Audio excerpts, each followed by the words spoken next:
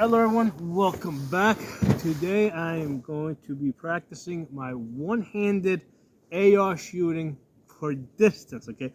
So, I don't know if you guys missed a recent video that I had posted, like in the last, within the last 2 weeks, but I was at a different location where I was shooting 500 yards, right? And what was happening is the sun was like coming in at this awful angle over here. And what that was doing is it was just like giving me glare. It was making it really hard for me to see, you know, to look in the scope. It was distracting me. It was just annoying the crap out of me. And also I was under a time constraint, okay? So what I had to do was I had to put my left hand over here to shield myself from the sun. Now, I couldn't use my hat because basically I have to have my hat on backwards so the brim isn't hitting this. And also have my earmuffs on, so I couldn't even turn it sideways, okay?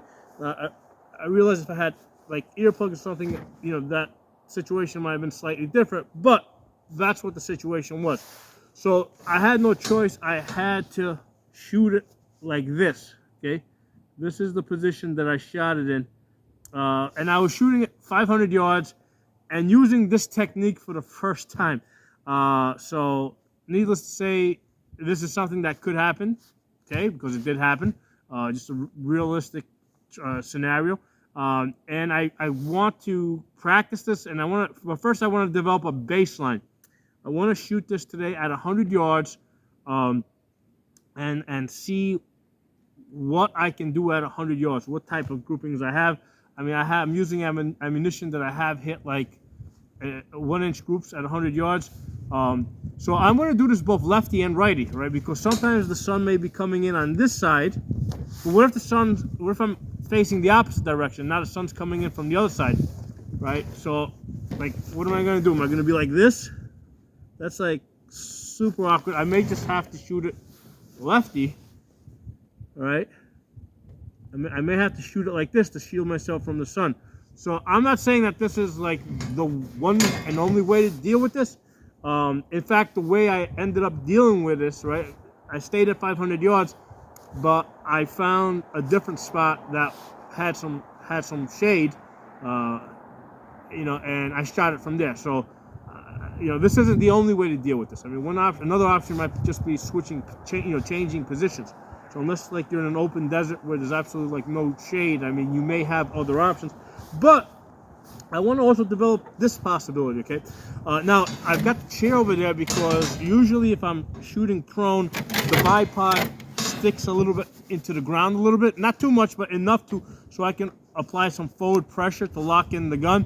On the table, which is smooth here, that's not going to happen. So that's why I have the chair there, just to give me a little bit of forward pressure, okay? So we're going to do this both righty and lefty. So we'll start this off as a righty, which is where I normally shoot. And I've already got this zoomed up to 25 power. Okay, so I'm using the red dot that's on the offset over here to, you know, basically get the scope on target. So I wink my right eye and I can see the red dot. Now I'm going to wink my left eye and my crosshairs are there. So even though I'm in 25x, I'm able to immediately get on target. Let me just adjust the parallax just a little bit. Okay, that's perfect. Okay, so I've got two bullseyes on this target. I got a top one and a bottom one. I'm going to shoot righty on the top one first. Okay, so I'm pretending I'm trying to block out the sun. Take my safety off.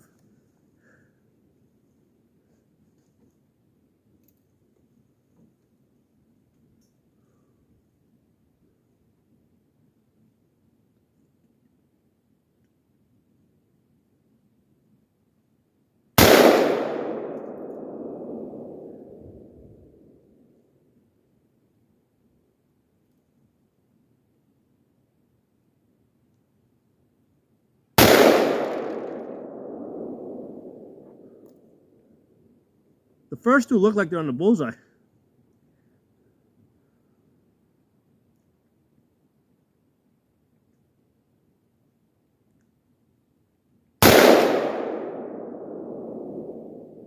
So there is a little bit of movement. So you have to kind of like almost time your shot a little bit.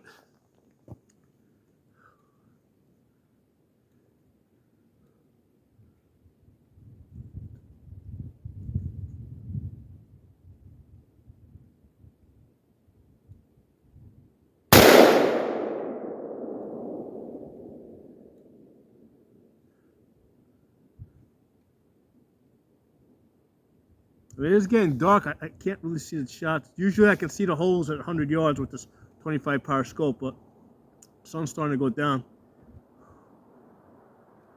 Same fundamentals, holding my breath, all that stuff.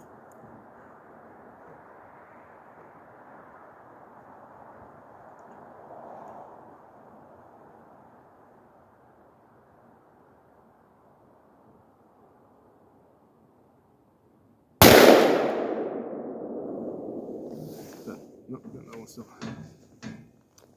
Doing 5 shots. So having that red dot there is really convenient, right? Because I'm using my left eye to see that, get on target, and then I just wink my eye, and then my reticle is on it.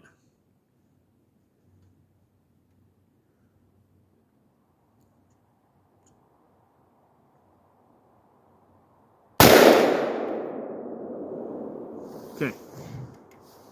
So if you notice, my hand was actually up in the air because at the spot that I was usually, remember the ground's uneven, right? I'm shooting prone. I wasn't able to have my hand on the ground. Okay, so in that particular instance, because of, I guess there was a hole in the ground, because here it seems like I can kind of do it, but that wasn't the situation that I had. So I was just trying to replicate that situation. All right, so I'm switching over to my left side now. I'm gonna put in another 5 rounds, and this time I'm going to the second bullseye. Same paper, but I have a second bullseye on it. So now, shooting at lefty, right? My red dot's over here, so I have to like really bring my head over the gun. Okay, that's why I have it on my left side, not my right side, right? Because you know, normally if there's a CQB, I'd be rotating the gun, but you're not going to do it when the gun's on a bipod, because that's going to move the gun too much. So I have to like really bring my head over the gun, get on target, and then get down in position. Safety's off.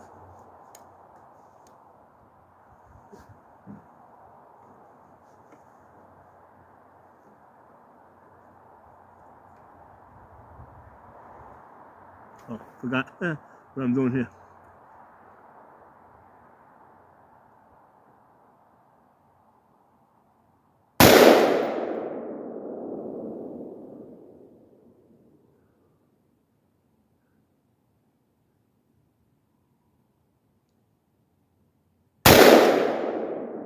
Yeah, I'm definitely a little out of practice on this. I can see the reticle moving off target when I press it.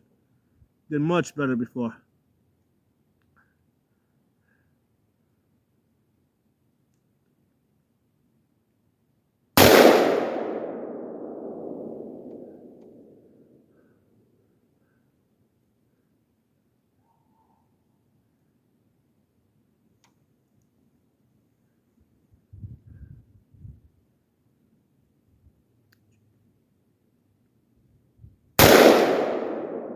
So here, like, if I lose the reticle, right, because it's so awkward to come over the top, I tend to do a little bit more fishing around to find it. Versus before, when it was on my right side and I could use my left eye on the reticle, there was a lot, you know, less fishing. I was just switching back and forth between left eye and right eye. But now I completely game off the scope, so now I gotta go back to the red dot, get that on target, and not come down the scope.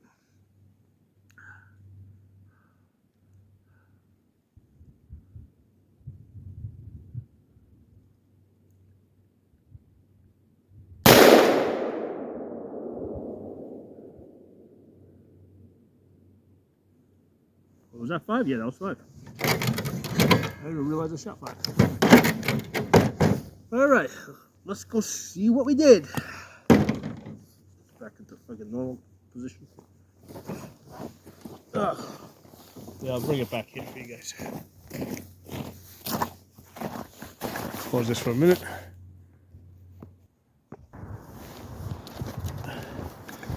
All right, guys, so here it is. The top one, I shot righty.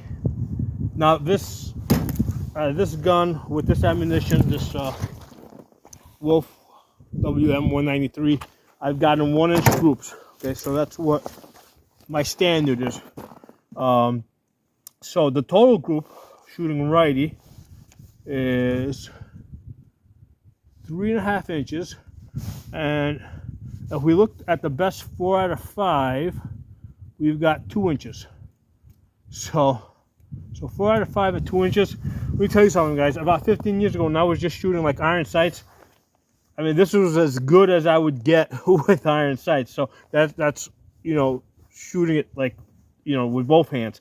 So shooting it one-handed now, I've got 2 inches at 100 yards. Okay, 4 out of 5 shots. With the 5th shot, it looks like it's 3.5. Okay, so shooting it lefty, actually a shot better. I mean, the total group is 3 inches, right? Shooting as a lefty, and the best 4 out of 5 is 1.5 inches. And I got 3 shots at 1 inch. Look at that. But let's be consistent, because normally I look at the best 4 out of 5.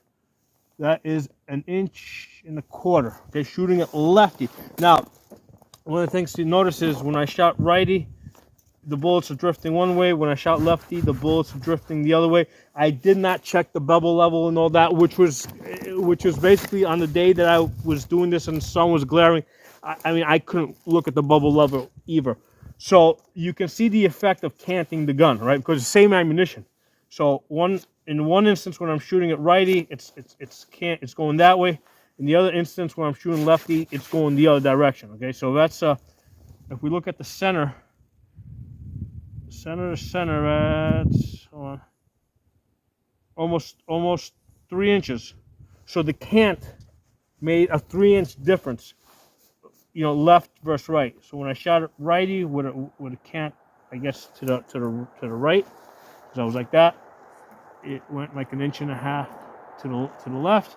And when that's when I shot it righty. It went 1.5 inches to the left, and when I shot it lefty, it went like 1.5 inches to the right. Okay, so that shows you the importance of having a bubble level and checking it, which I did not do now, just because which I didn't do that day either. You know, I was shooting it with the sun glaring at me.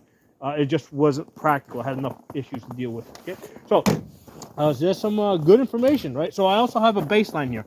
I have a baseline so I can practice this, and down the road, see if I can improve upon this, or if this is just as good as it gets.